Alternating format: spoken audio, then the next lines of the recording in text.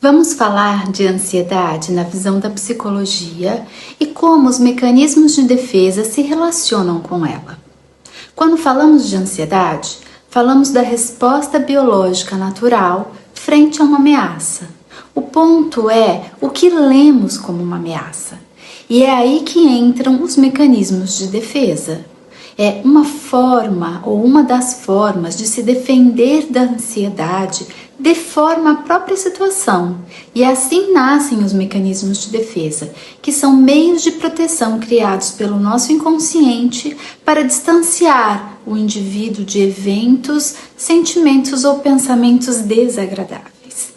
O primeiro que nós vamos falar é a repressão. A repressão afasta da consciência uma percepção potencialmente provocadora de ansiedade e impede qualquer manipulação possível desse material. No entanto, ele continua causando problemas a nível inconsciente. Para Freud, os sintomas histéricos têm origem na repressão. O segundo mecanismo de defesa é a negação. A negação nada mais é do que a tentativa de não aceitar algum fato que perturbe o ego. Por exemplo, a tendência de fantasiar que certos acontecimentos não são de fato do jeito que são.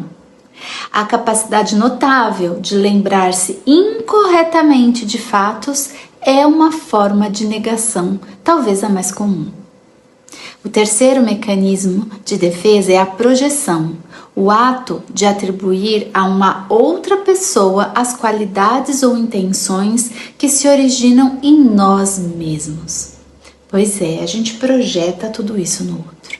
O quarto é o deslocamento, o mecanismo onde a pessoa substitui uma finalidade inicial por uma outra função diferente e mais aceita socialmente.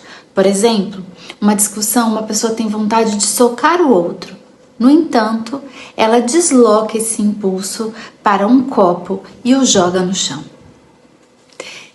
5. O ato falho. A falha verbal, o ato que traduz exatamente o conteúdo do inconsciente que desejava ser escondido.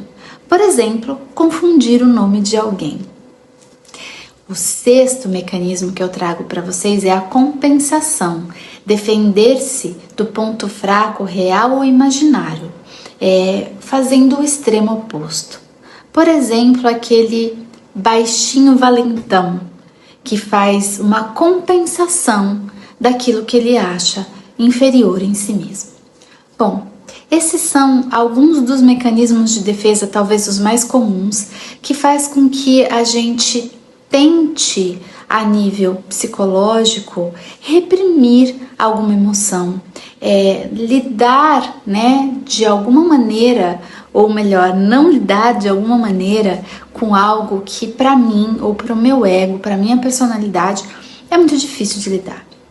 Então, quando a gente olha dessa forma para a gente mesmo, e como isso está diretamente relacionado à ansiedade, a gente começa a pegar as pistas das causas reais por detrás da ansiedade que a gente está sentindo.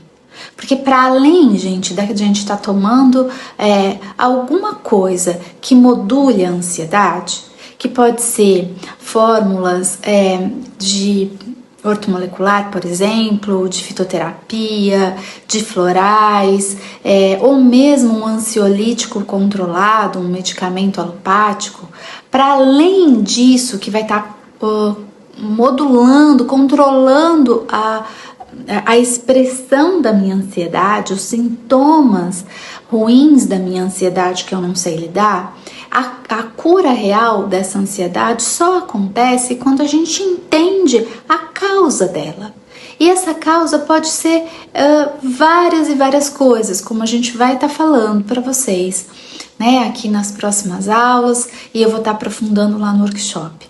Então, lá no workshop a gente vai dar fórmulas de orto, de fito, sugestões de óleos essenciais, essências florais, obviamente, Nós vamos falar as essências florais para cada uma dessas causas.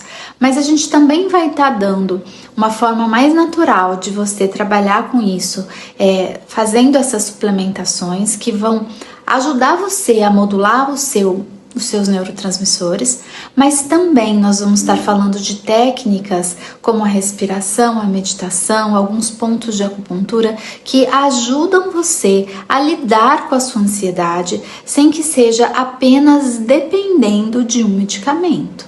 Mas, de novo, mais do que isso, e talvez o mais importante, é a gente entender as causas e aquilo que dá o start, o gatilho para a gente iniciar uma crise de ansiedade, por exemplo. Tá bem?